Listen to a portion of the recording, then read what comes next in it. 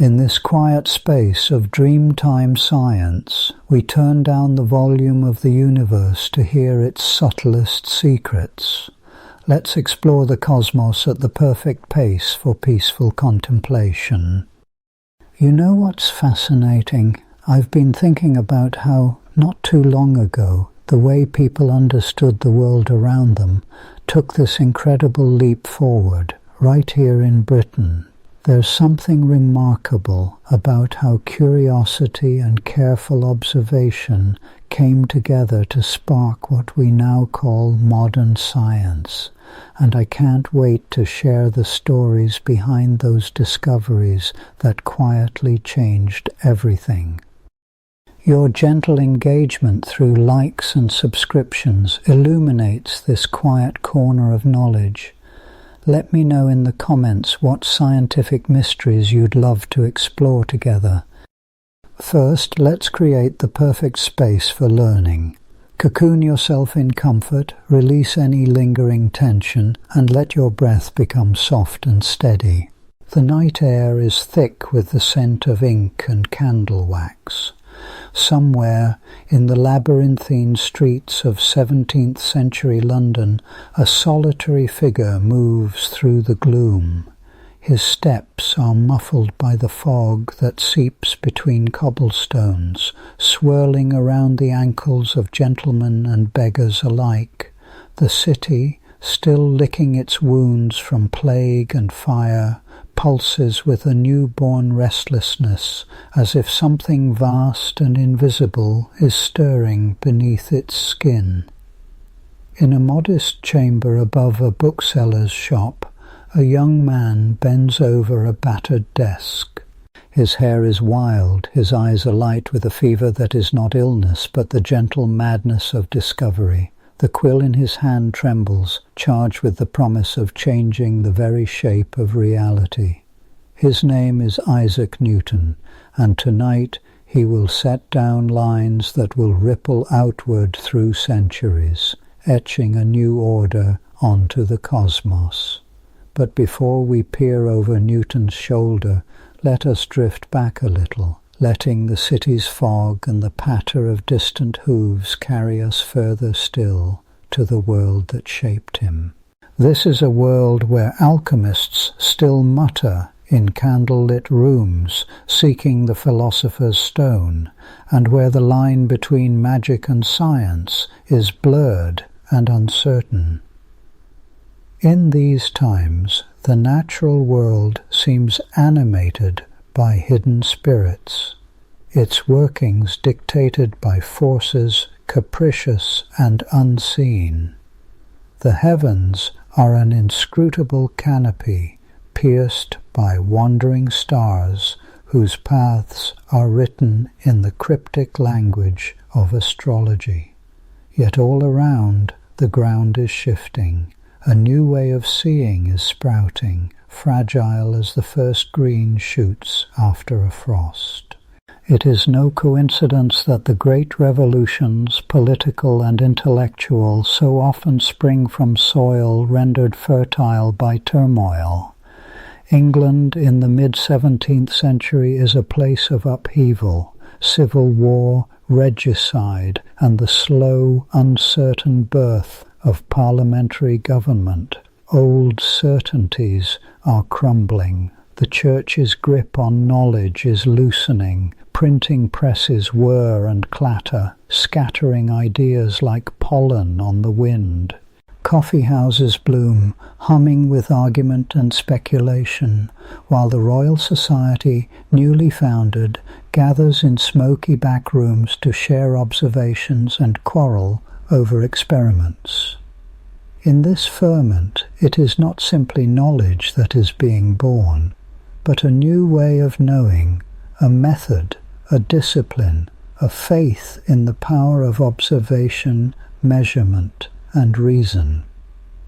The world is becoming a book, written in the language of mathematics, and men like Newton and his contemporary Robert Hooke are learning to read it. Even now, centuries later, this era seems to beckon to us across the chasm of time. Perhaps that is why, in the flickering blue glow of a television screen, the Doctor, ever the restless wanderer, so often materializes in these years. The Doctor's TARDIS lands with a groaning wheeze, its doors swinging open to admit the heir of history. One can almost see the Doctor, coat flapping, stepping into the warren of London's alleys, seeking out the flickering candlelight of Newton's study, or the strange apparatuses of Hooke's laboratory. The allure is irresistible, a chance to witness the birth of modern science, to watch the Quill etch reality anew. It is 1665, and the plague's shadow lies heavy on Cambridge. Newton, then a student, is driven from the university by fear of infection. He retreats to Woolsthorpe, the family farm, and there, cut off from lectures and libraries, something extraordinary happens. The story is so familiar now that it risks becoming myth. The apple that falls, the sudden insight into gravity. But let us linger a while on that image, refusing to be hurried by its familiarity. In the garden stillness, Newton's mind ranges far beyond the orchard walls. He ponders the curve of the apple's descent, the arc of the moon, the invisible tether that binds all things, from the smallest stone to the farthest planet. Here, in the gentle hush of the countryside, Newton finds the space to think with a purity and intensity that the distractions of city life might have denied him. The air is thick with questions that have haunted philosophers for centuries. Why do objects fall? What governs the movement of the stars? Is there a single law that governs both the apple and the moon? Newton's genius lies not only in the depth of his thought, but in his willingness to believe that the universe is comprehensible, that its secrets, however deeply buried, can be unearthed by careful reasoning and relentless curiosity. He returns to Cambridge with his mind ablaze. Over the following years, he will develop the calculus, uncover the nature of light, and formulate the laws of motion that will, in time, bear his name. But for now, in the soft candlelight, he scrawls his first equations, the ink bleeding into the paper like the first threads of dawn. Yet Newton was not alone in this new world of ideas. In coffee houses and lecture halls, the air crackled with the energy of debate. There, amid the clatter of cups and the fug of tobacco smoke, Robert Hooke strode with restless vigour. Hooke, the son of a poor curate, had a mind as quick and mercurial as any in London. Where Newton's genius was solitary and immense, Hooke's was exuberant, protean, a mind that darted from subject to subject, leaving behind a dazzling wake. Hooke's hands, forever stained with chemicals and the fine dust of ground lenses, built the tools that opened new vistas on the world. With his microscope, he peered into the secret architecture of life, describing the cells of cork and the intricate eyes of the fly. In his great book, Micrographia, he drew worlds that no one had ever seen, rendering the invisible visible with a draftsman's precision and a poet's wonder. The word cell, now so fundamental to biology, was his gift to the language. But Hooke was not content with the small. His curiosity was boundless. It leapt from the infinitesimal to the infinite. He measured the trembling of pendulums, the stretch of springs, the properties of air. He speculated on the nature of combustion, the propagation of light, the workings of memory, and the mechanics of flight. He built telescopes, clocks, and ingenious contraptions for measuring the force of the wind. His house was a laboratory, a cabinet of wonders where the boundaries between the possible and the impossible seemed to blur. The rivalry between Newton and Hooke has become the stuff of legend, their correspondence bristling with accusation and pride. Hooke, ever the provocateur, claimed that Newton had borrowed his ideas on gravity and optics. Newton, wounded by criticism, retreated deeper into solitude, his replies terse and frosted with disdain. Yet in their competition something vital was forged. The friction between them was not a side note but a generative force, sharpening ideas, driving each man further in his pursuit of understanding. In the flicker of their candles and the scratch of their pens, the world was being reimagined. The old vision of nature as a tapestry woven by invisible spirits was giving way to a new vision, a universe governed by laws written in the language of mathematics and discoverable by experiment. The Royal Society, founded in 1660, became the stage for this intellectual drama. Its motto, nullius in verba, take nobody's word for it, was a rallying cry for a new generation. No longer would knowledge rest on the authority of ancient texts or the pronouncements of churchmen. Instead, it would be tested, measured, repeated. The Society's meetings were noisy affairs, filled with demonstrations, arguments, and the clatter of apparatus. Here Hooke flourished, dazzling his peers with experiments and ingenious devices. Newton, more reclusive, contributed at first by letter, his presence looming even when he was absent. It was in this crucible that the scientific revolution took shape. The transformation was not sudden, nor was it without resistance.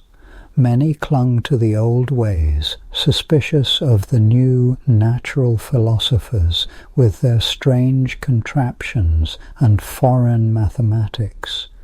But the tide was turning. Each new discovery, a planet's orbit predicted, a chemical reaction explained, was another thread in the tapestry of a new world. The spirit of these times has echoed through the centuries, finding its way into the stories we tell about science and invention. In the long-running television series Doctor Who, the Doctor's journeys are often drawn back to these moments of intellectual upheaval.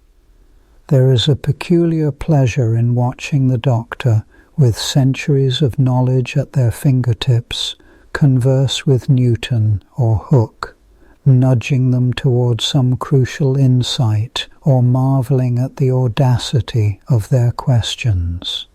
These fictional encounters remind us that the boundary between science and imagination is porous, that the act of discovery is itself a kind of time travel, a leap from ignorance to understanding, from darkness to light. But the reality for Newton and Hooke was more fraught, more human. They were men of their age, brilliant, flawed, driven by rivalries and insecurities as much as by curiosity. Newton, obsessed with secrecy, often concealed his findings for years, wary of criticism. Hooke, ever hungry for recognition, juggled dozens of projects at once, sometimes spreading himself too thin. Yet both were united by a belief that the universe could be understood, that its mysteries, however deep, were not beyond the reach of the human mind. Consider the tools they used, the quill and the lens, the pendulum and the prism. Each was a bridge between worlds, the world as it was known and the world as it could be known. With these instruments, they measured the fall of bodies and the refraction of light, tracing the hidden order beneath the surface of things. Their discoveries were not merely technical achievements. They were acts of imagination, leaps into the unknown. Outside, London stirred and shifted, its streets echoing with the clatter of carts and the cries of hawkers. Yet in the quiet chambers of the Royal Society and the lonely farm at Woolsthorpe, a revolution was unfolding, a revolution of the mind. The laws that Newton would set down, the observations that Hooke would record, would reach far beyond their own time. They would shape everything that followed: the rise of industry, the mapping of continents, the launching of satellites into the silent dark. Yet for now, the world remains poised on the threshold. The ink is still wet on Newton's page. Hooke's microscope is focused on a drop of pond water, revealing a hidden kingdom. The city hums with possibility, each shadow concealing a secret, each candle-lit window a beacon for the curious. And somewhere, in the twisting alleys of London, the faint blue glow of a police box shimmers for a moment before vanishing into the night, leaving behind only questions and the promise of answers yet to come. The air is thick with anticipation, as if at any moment reality itself might be rewritten by the scratch of a quill or the flash of a lens, drawing us onward, deeper into the labyrinth of discovery. There is a particular hour in the night when the bustle of the world has fallen away, and the only company is the gentle ticking of clocks, long case, pocket, mantle, whatever their form. Their measured beat is the closest thing we have to the pulse of time itself. In the 17th century, as the scientific revolution stretched its fingers through Europe's shadowy corridors, that ticking came to symbolize the spirit of the age, the universe, imagined as a clockwork mechanism, mysterious and precise, governed by gears and laws, yet still shrouded in the incomprehensible. To those watching the dawn of this revolution, the world was not merely transformed by new knowledge, it was made strange. Old certainties melted like frost on a window pane. The familiar stars, once steady companions in the sky, were revealed to wander in unexpected ways. Apples fell from trees with a silent, unseen purpose that beckoned inquiry. The tides rose and ebbed in answer to the moon, but only a few dared to wonder why. For every answer scratched in the candlelit silence of a study, 10 new questions unfurled, each more elusive than the last. The challenge was not simply to discover, but to understand. Imagine, if you will, a young Isaac Newton, not yet the legendary sage beneath his apple tree, but a student, a child of modest means, born into a world where belief and superstition mingled in the air like the scent of wood smoke. In his time, the world was governed as much by the invisible hand of providence as by any force of nature. Comets were omens, disease was a curse, and the very idea that the heavens followed rational laws seemed almost blasphemous. Into this landscape stumbled the first clockmakers of the mind, Descartes with his dreams of a mechanical universe, Galileo with his telescopes trained on the forbidden dance of Jupiter's moons, Kepler wrestling with the elliptical paths of planets. Together they began to map the contours of a wonderland where nothing was as it seemed. Their discoveries threatened to overturn the authority of all who claimed to know the world, from priests in cathedrals to scholars in their cloisters. But the struggle was never just intellectual. Every step forward through this wonderland required a leap of faith, not into the arms of dogma, but into the abyss of the unknown. For the language of this new world was mathematics, as alien to most as the hieroglyphs of Egypt. Newton's calculus, for instance, was a tool as powerful as any philosopher's stone, capable of unlocking the secrets of motion and change. Yet, to the uninitiated, it might as well have been a kind of witchcraft. The symbols and squiggles, the infinite series and the notion of limits, these were not simply hard to comprehend. They were incomprehensible even to many learned men. Consider for a moment the predicament of Robert Hooke, a brilliant mind forever cast as the foil to Newton's rising star. Hooke's investigations into springs and elasticity gave birth to Hooke's law, a simple equation that described how objects stretch and compress. It was a law of balance, of tension and release, but its elegance was masked by the suspicion that surrounded all things new. Hooke was a master of observation, a builder of ingenious devices, microscopes, air pumps, barometers. Yet his discoveries often fell on deaf ears, the tune of progress drowned out by the cacophony of tradition. The struggle for understanding was not confined to the learned societies of London or Paris. Beyond the walls of the Royal Society, in the towns and villages where most people lived, the universe remained a place of miracles and mysteries. And to explain that the tides were governed not by Neptune's will, but by the pull of the moon, was to challenge stories older than memory. The Clockwork universe, for many, was a story told in an unfamiliar tongue.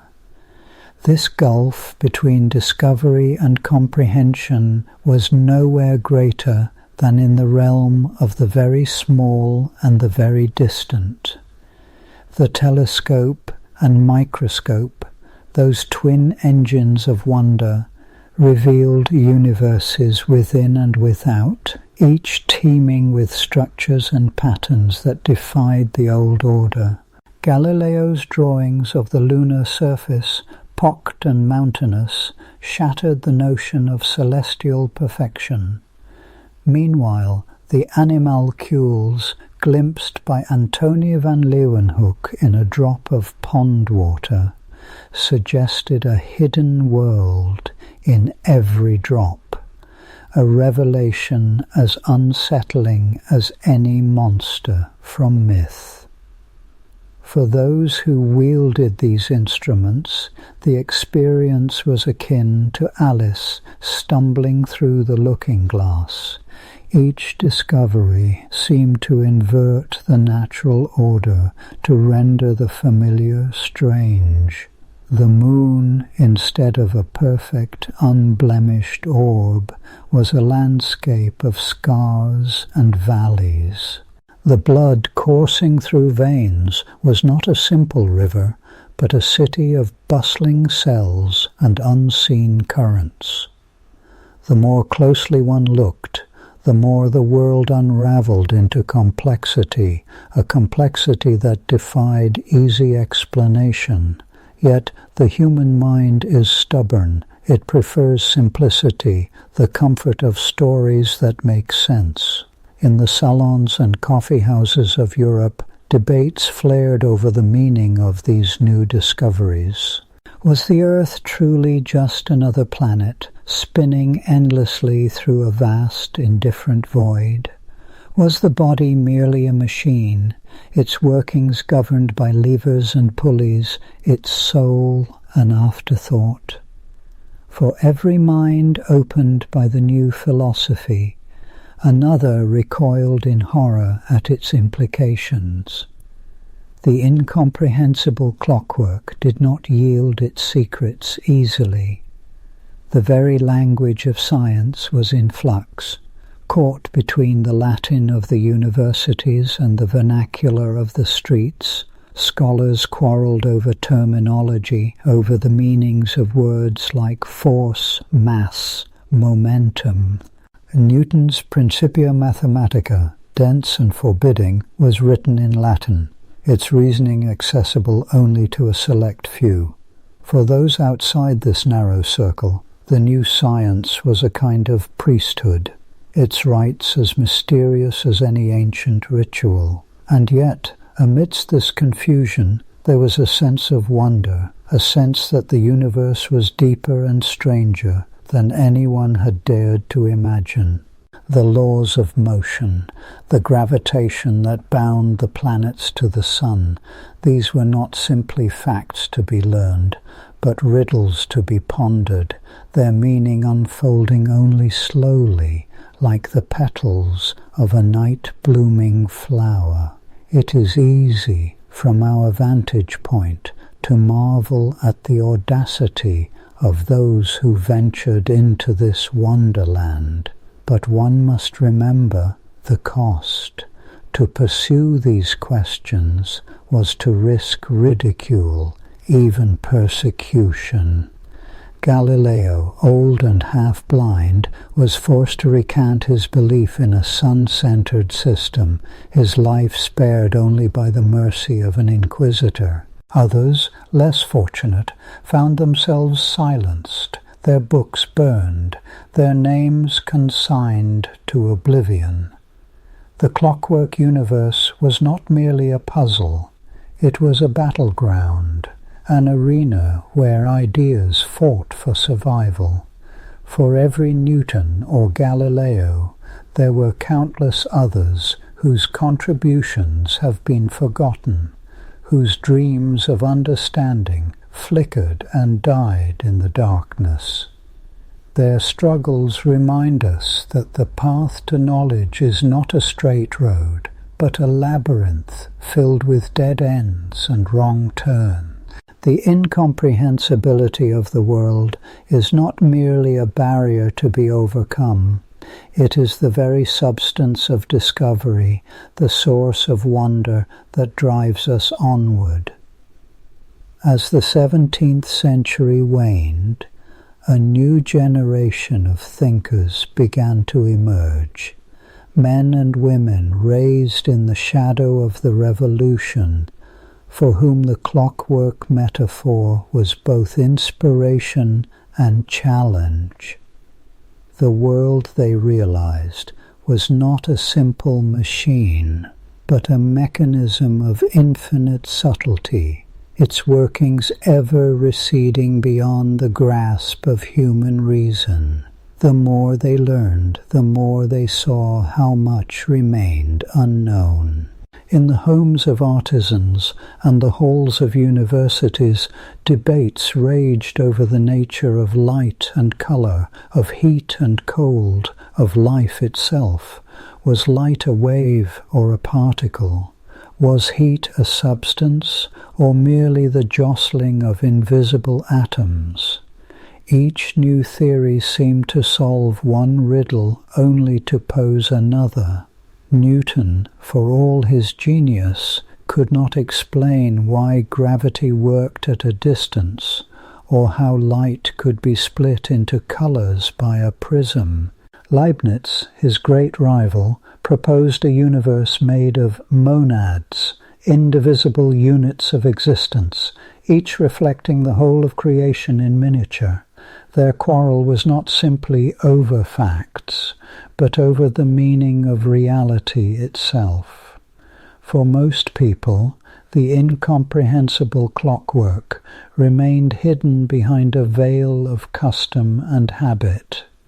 The cycles of the seasons, the rise and fall of the tides, the movements of the stars, these were mysteries to be accepted, not solved. The world was a place of awe and terror, its laws inscrutable, its purpose unknowable. The new science offered a glimpse behind the curtain, but the view was unsettling. To see the universe as a mechanism was to risk losing one's place within it, to become a stranger in one's own home. Yet, even in the face of confusion and resistance, the dream of understanding persisted. In quiet studies and bustling workshops, in the solitude of the night and the chatter of the marketplace, the work of discovery went on.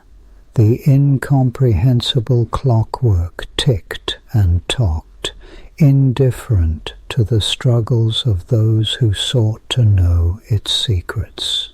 Across Europe, new societies formed: the Royal Society in London, the Académie des Sciences in Paris, places where knowledge could be shared, debated, and challenged. Their motto spoke to the spirit of the age: nullius in verba, take nobody's word for it. The search for understanding was no longer the province of isolated geniuses, but a communal endeavor, one that required trust, skepticism, and endless curiosity. Yet even here, the limits of understanding pressed in, experiments failed, theories crumbled, the world refused to yield its secrets easily. The incomprehensible clockwork remained, its workings ever more intricate than anyone had guessed. In the shadow of each discovery, a deeper mystery waited, silent and patient. As the night deepens and the clocks continue their measured song, one can almost hear the whisper of those early scientists, their doubts, their hopes, their wonder at the strangeness of it all. The universe, they discovered, is not a puzzle to be solved, but a riddle to be lived.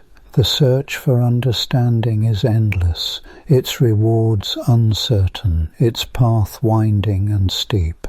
Somewhere, in the flickering candlelight of another age, a student bends over a page, tracing the lines of a new theorem, struggling to make sense of symbols that seem to dance and shift before his eyes. Outside, the world sleeps, unaware of the revolution unfolding in the silence. The incomprehensible clockwork turns, each tick bringing a new question, each talk a new possibility. And so, the journey continues, ever deeper into the labyrinth, ever further from the certainty of old beliefs. The world grows stranger with each step, and yet there is a beauty in the strangeness, a sense that behind the bewildering complexity there lies a deeper order, waiting to be glimpsed, if only for a moment. There, at the edge of understanding, the clocks of the universe continue their silent work, marking the hours of discovery and doubt, of wonder and confusion. The incomprehensible clockwork remains, its gears turning in the darkness, drawing us onward, ever onward, into the heart of the unknown.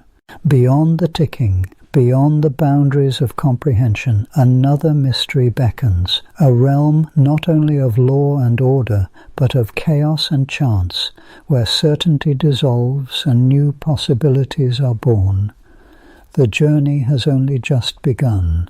If you were to stand in a darkened room, fingertips trailing against the smooth surface of a glass sphere, you might feel the subtle thrill of possibility humming within it, the quiet suggestion that this sphere, so plain and unassuming, could become a key, a portal, a lens through which the invisible would bloom into being. There is something profoundly human about this yearning to see what lies beyond the veil, the wish to look further, closer, deeper than the unaided eye ever could.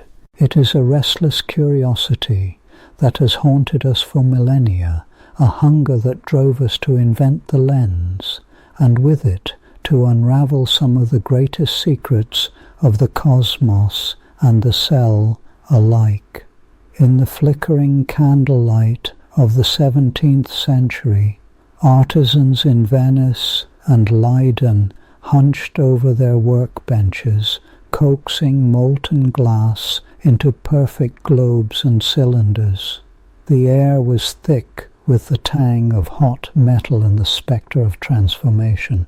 With deft fingers they spun, stretched, and ground the glass, searching for clarity, for the perfect curve that would bend the path of light just so. These were not yet devices of science, but of spectacle, novelties for wealthy collectors, toys for princes. Yet within these translucent baubles, a quiet revolution was gathering. Consider the humble magnifying glass, its origins stretching back to the polished crystals of ancient Egypt and the reading stones of medieval monks. Held above a faded manuscript, it could coax faint letters into clarity, unblurring the secrets of a text. But when two such lenses were arranged in tandem, one to gather light, the other to magnify, it was as if the world itself had cracked open. The compound microscope was born, and with it a door to a realm so tiny and teeming that it seemed almost a conjuring trick. Antonia van Leeuwenhoek, a Dutch draper with a passion for lenses, was among the first to peer through that door. His microscopes were hardly more than slivers of glass mounted between brass plates, their focus adjusted by the turn of a screw. Yet when he pressed a drop of pond water beneath the lens, he gasped. There, in a droplet smaller than a tear, swam multitudes, tiny darting creatures with whirling cilia and undulating flagella, living worlds contained in the merest flick of moisture. Van Leeuwenhoek called them animalcules, little animals, and he wrote breathless letters to the Royal Society in London, describing their antics in minute, exuberant detail. He saw bacteria, sperm cells, blood corpuscles, and the intricate weave of plant tissues, all for the first time in human history. These early lenses were crude by today's standards. Their images shimmered with chromatic halos, warped at the edges, and demanded a steady hand and a patient eye. Yet what mattered was not the perfection of the glass, but the perfection of the moment, when a mind sharp with wonder, realized that the world was far more intricate, far more crowded with life than anyone had ever supposed. Through the microscope, the boundaries of the visible shifted, and with them the boundaries of imagination. While Leeuwenhoek and his contemporaries peered downward into the infinitesimal, others turned their gaze in the opposite direction, upward into the infinite. The telescope was, in a sense, born of the same glass, the same principles of refraction and focus, but it was aimed at a different kind of mystery. In the autumn of 1609, Galileo Galilei, ever the tinkerer, assembled a simple telescope from a convex objective lens and a concave eyepiece, and pointed it towards the heavens. What he saw was nothing short of world-shattering. The moon, long thought to be a smooth and perfect sphere, revealed itself as a scarred and mountainous landscape, its craters and valleys etched by the shadows of a distant sun. The planet Jupiter, rather than a solitary wanderer, was attended by 4 bright moons that wheeled around it in silent procession, a miniature solar system in plain sight. The Milky Way, that soft band of light arching across the night, dissolved into 1,000,000 pinpricks, each a distant star. Galileo's telescope, less than 1 meter in length, became a chisel prying at the bedrock of ancient certainties. These were not mere glimpses, not idle diversions, but revelations that shook the foundations of philosophy and theology alike.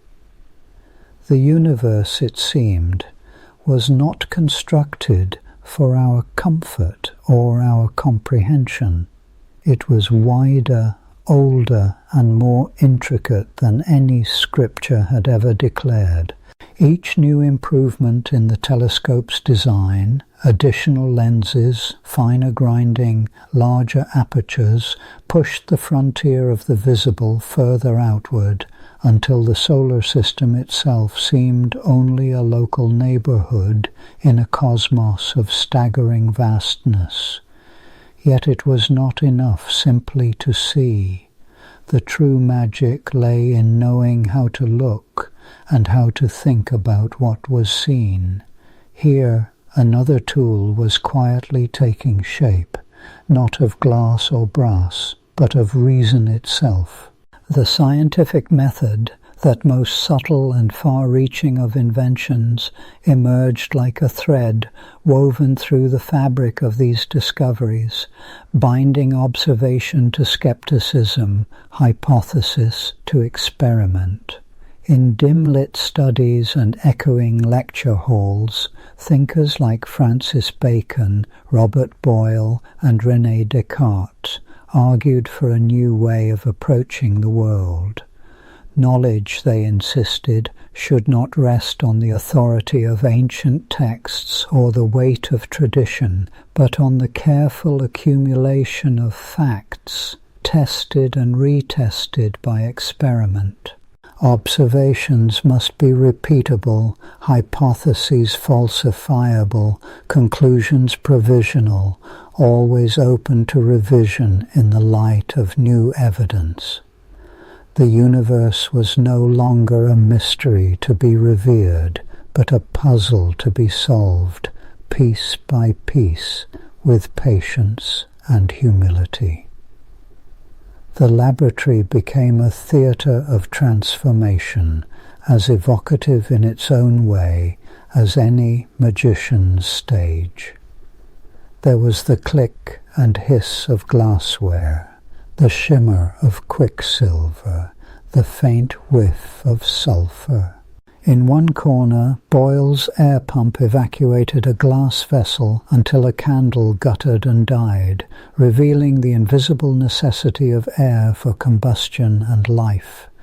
In another, Hooke's microscope revealed the cellular structure of cork, and with it, the very architecture of living things.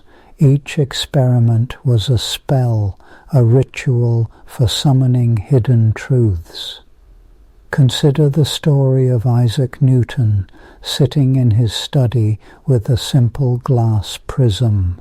In the hush of an afternoon, he let a narrow beam of sunlight pass through the prism's angled flank, and watched as it fanned out into a spectrum, a band of colour so vivid and pure that it seemed to sing.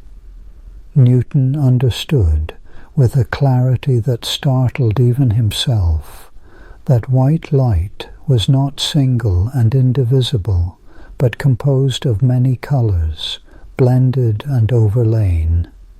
He had not merely seen a rainbow, he had dissected it, discovered the anatomy of light itself.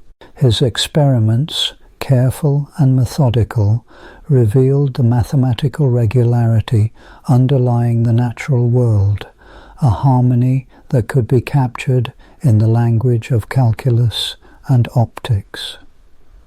In every age the tools of inquiry grew more refined, more ambitious. Brass and glass gave way to steel and silvered mirrors, to precision gears and clockwork drives. The microscope's lenses multiplied and improved, chasing ever finer details down through the cell wall into the nucleus and eventually to the very molecules of DNA. The telescope's reach extended beyond the bounds of vision itself, detecting radio waves, X-rays, and the faint gravitational tremors of colliding black holes. Each instrument was a lens, not just in the optical sense, but in the metaphorical one, a way of focusing attention, clarifying what had once been blurred by ignorance or conjecture. But perhaps the most wondrous transformation was not in the instruments themselves, but in the minds of those who wielded them. To look through a telescope and see the moons of Jupiter was to feel viscerally the smallness of one's place in the universe. To peer through a microscope and glimpse a teeming drop of water was to sense the boundless richness hiding in plain sight. Each new discovery was a kind of awakening, a gentle, persistent invitation to set aside old certainties and greet the unknown with humility and delight. The scientific method, with its cycles of observation, hypothesis, experiment, and revision, became the choreography of this awakening. It offered a way to move through the world that was both disciplined and adventurous, a path that led step by careful step from wonder to understanding.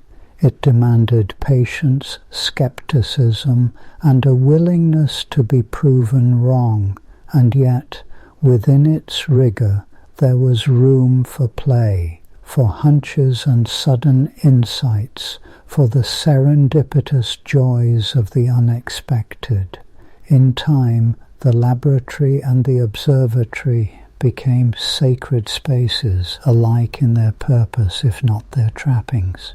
Both were places where the boundaries between the seen and the unseen grew thin, where the world revealed itself in surprising ways. The hiss of a Bunsen burner, the soft whir of a clockwork drive, the faint glimmer of starlight caught on a photographic plate, all were part of the same silent conversation between nature and the curious mind. Outside, the world went about its business.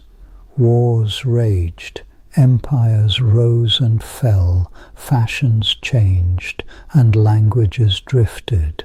But within these quiet sanctuaries of inquiry, time seemed to slow. Here, a single experiment might last for days or weeks. A single observation might take a lifetime to understand. The pace was dictated not by the whims of society, but by the rhythms of nature itself, the slow growth of a crystal, the silent march of the planets, the infinitesimal twitch of a protozoan's cilia.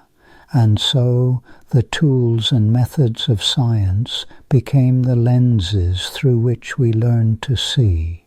They did not merely augment our senses, they transformed them, extending the reach of sight and touch and thought into realms undreamed of.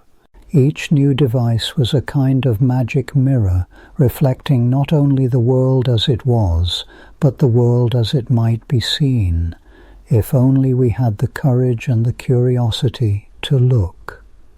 As the centuries passed, the line between the ordinary and the extraordinary grew ever thinner. A child holding a magnifying glass to a leaf might glimpse the green latticework of veins and imagine a forest in miniature. An astronomer, gazing through a modern telescope, might witness the birth of a star in a distant nebula and feel for a moment the pulse of cosmic time. The act of seeing had become an act of creation, a dance between instrument, mind, and mystery. Yet for all the triumphs of glass and reason, the world remained in many ways as enigmatic as ever. Each answer raised new questions. Each discovery revealed new depths of ignorance. The universe, it seemed, was not a puzzle with a single solution, but a labyrinth of wonders, branching and winding without end. What then would come next? What new lenses would we fashion? What new methods would we devise to peer further into the heart of things? Would the tools of tomorrow reveal secrets undreamed of by Hooke or Galileo, or would they simply deepen the mystery, drawing us ever onward into the labyrinth? The story of the lens is, in the end, the story of our own becoming, a tale of longing and invention, of doors thrown open and veils pierced, of darkness giving way to the slow, luminous dawn of understanding. And so the night stretches onward, quiet and expectant. The glass lies cool and silent on the workbench, waiting for the next hand to lift it, the next eye to peer through. In the hush that follows, a single question lingers, soft as starlight, bright as a drop of water. What worlds remain still hidden, just beyond the reach of our seeing? In the quiet hours when the world slows and the sky deepens beyond the reach of city lights, you may find yourself drawn to thoughts that echo with something old and something vast. There is a hush, a suspension of time, when one can almost sense the invisible threads that bind the past to the present, and the present to the yet unimagined future. In such moments, the birth of modern science in Britain does not feel like a closed chapter, yellowed and pressed between the covers of a dusty book. Rather, it is as if the thinkers of that age, Newton, Boyle, Cavendish, Hooke, and so many others, still murmur to us, their questions and convictions vibrating through the latticework of our own thoughts. Consider, for example, the way their methods, their very approach to knowledge, have become the silent infrastructure of our daily assumptions. Once, to gaze at the stars was to look for omens, to search for the will of gods. Once, to witness a falling apple was to see a trivial accident, not a universal law in miniature.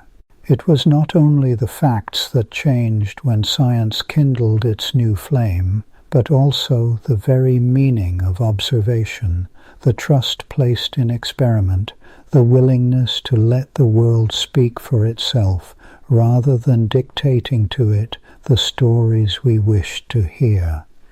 Yet, even as we inherit the power and clarity of those methods, we inherit the mystery as well, the sense that, for all our cleverness, we stand on the edge of a fathomless sea.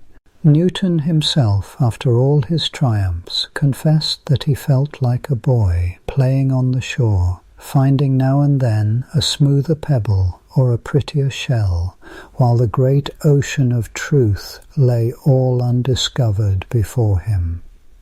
This humility before the unknown, this mingling of confidence and awe, is perhaps the deepest echo of their thoughts. It is easy to imagine the early scientists as monumental figures, their portraits stiff in wig and velvet, their words chiseled in the stony language of textbooks. But let us for a little while try to feel them as they really were, restless, driven, uncertain, and profoundly human. Their journals are blotched with frustration, their letters flicker with rivalry and doubt. They quarrelled, they erred, they sometimes clung to cherished mistakes, even as new evidence crept in at the edges of their vision. But there was also a kind of vulnerability in their pursuit, a willingness to be changed by what they found, to admit that the universe was stranger and more beautiful than their first theories had allowed. This is not so far from the awe that Arthur C. Clarke evokes in 2001, A Space Odyssey, when the monolith, silent, black, impenetrable, appears before the early hominids, or later, before the astronauts. There, the monolith is a cipher, a catalyst, an invitation to transcendence and terror all at once. So too, the discoveries of those early scientists were not only victories, they were also openings, moments when the world seemed suddenly far larger, and our place in it both more precarious and more magnificent. For what, truly, did it mean for an Englishman in the age of Restoration, or a gentlewoman in the shadowed parlours of the Royal Society, to learn that the same force which drew the apple downward also kept the moon in her path, that the rainbow was not a covenant but an act of refraction, the colours unwound from white sunlight by droplets of rain, that the heart was not the seat of the soul, but a pump, driving blood in ceaseless circuits through the body's hidden rivers. Each revelation was a kind of dislocation, a shift not only in knowledge but in meaning. The world lost some of its magical caprice, but gained a new, more subtle wonder, a wonder rooted in pattern, in law, in the idea that the universe was both knowable and worth knowing. Yet the story was never only about the facts.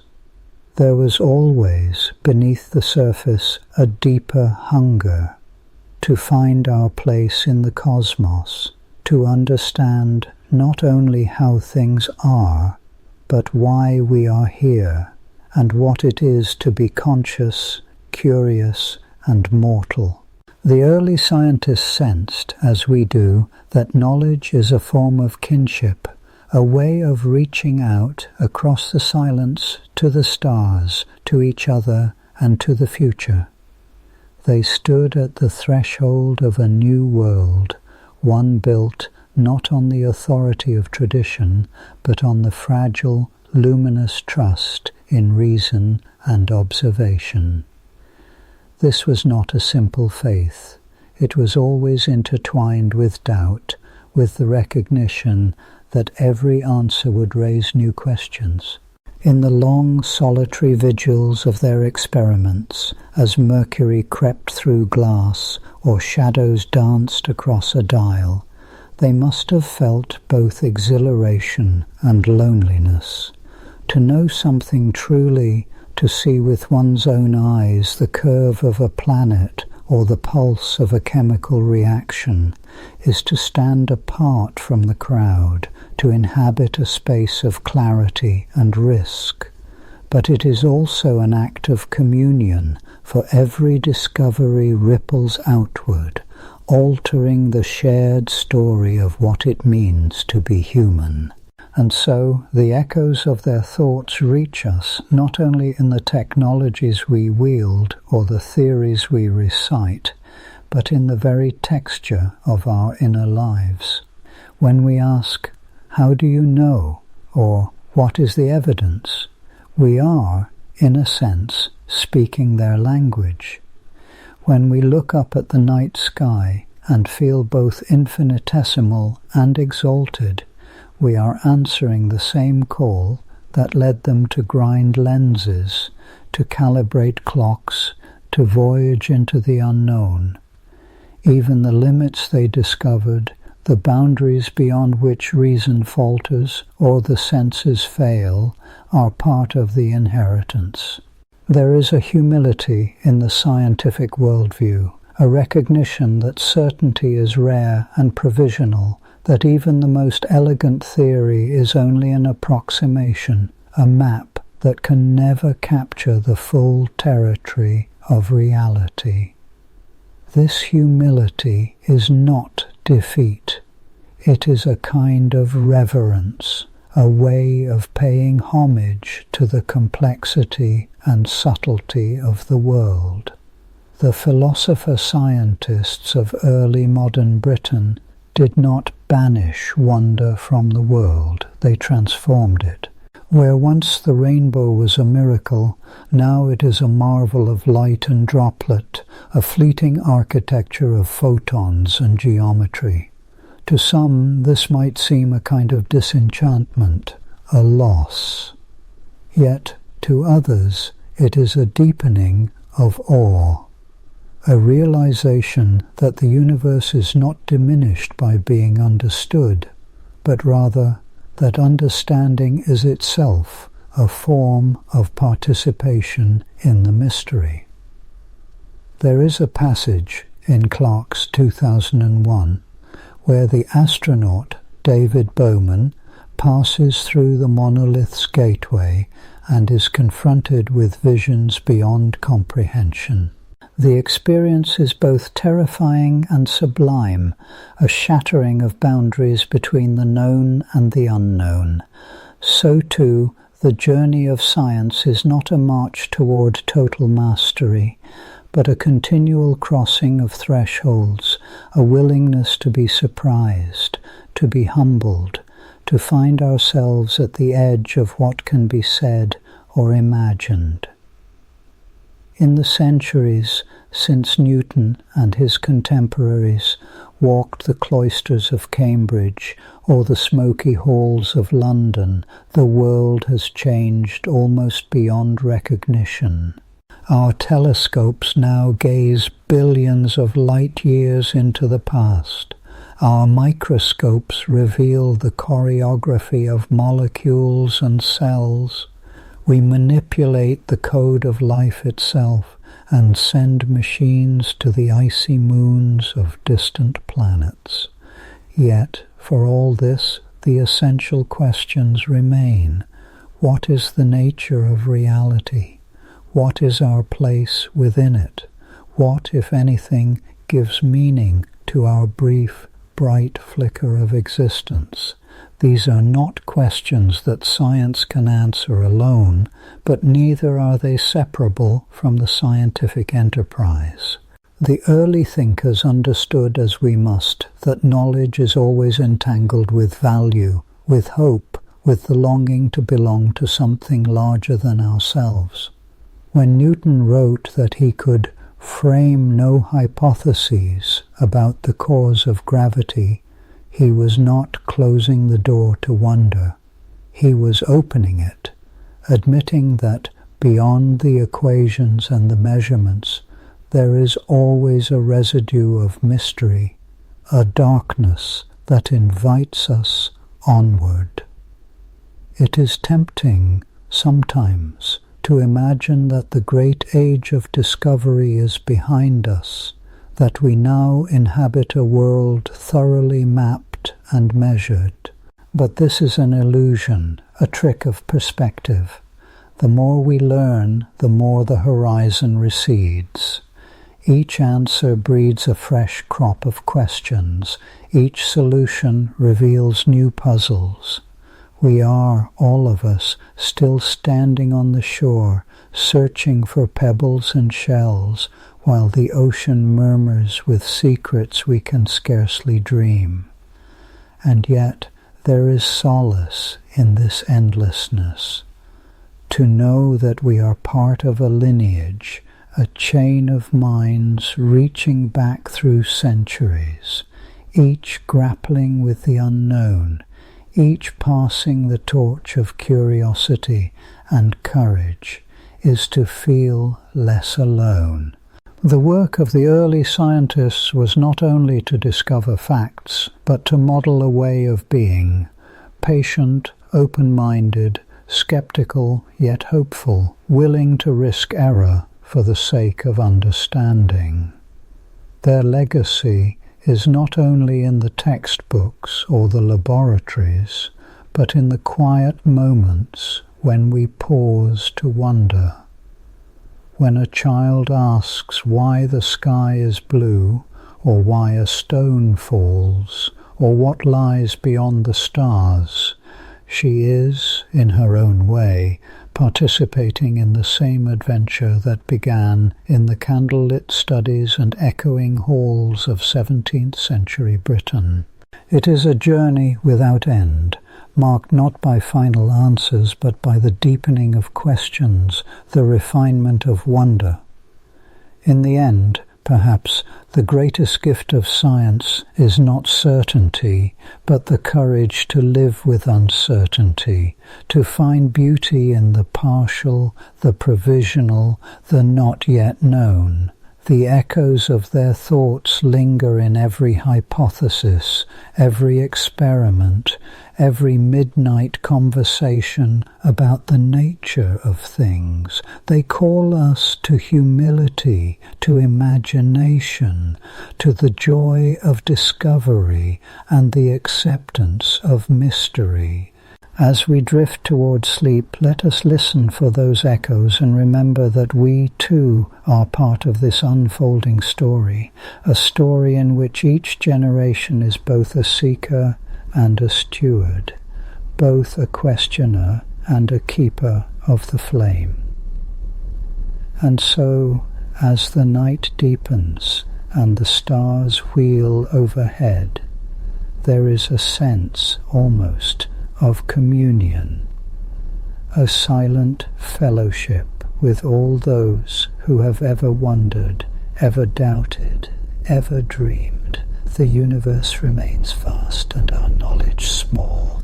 But in the act of seeking, in the openness to surprise and the willingness to be changed, we find a kind of belonging. Somewhere beyond the reach of words, the ocean of truth still murmurs, still calls. There are new pebbles yet to find, new wonders waiting to unfold. The echoes of their thoughts are not relics, not fossils encased in the rock of history, but living presences, reminding us that to know is to love, and to wonder is to be alive. As our journey through the birth of modern science in Britain gently drifts to a close, like a comet tail fading into the hush of space, May your thoughts wander peacefully among the stars of discovery and wonder. Rest now and return soon for more Dreamtime tales that illuminate the quiet mysteries of our universe.